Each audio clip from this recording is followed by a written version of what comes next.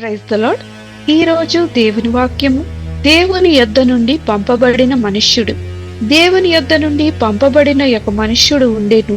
అతని పేరు యోహాను. యోహాను సువార్త 1వ అధ్యాయము 6వ వచనం.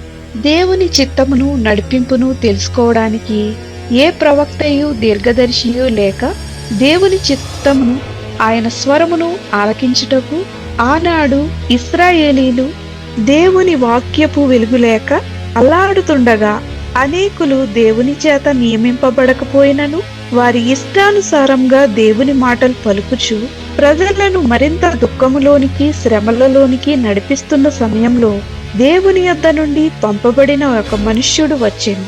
అతని పేరు యోహాను. దేవుడు ఎవరినైనా ఒక పని నిమిత్తం పంపిస్తే ఆ పని విషయమై దేవుడు వారికి తోడై ఉంటాడు మరియు ఆ పని సంపూర్తి అగుటకు కావలసిన వనరులను, వసతులను ఆయనే అనుగ్రహిస్తాడు. ప్రార్థన. ప్రభు అయిన యేసు, నీవు మాకు అప్పగించిన పనిని సంపూర్తి చేయడానికి అవసరమైన జ్ఞానమును మాకు దయచేయమని యేసు నామంలో అడుగుచున్నాము తండ్రి. ఆమేన్.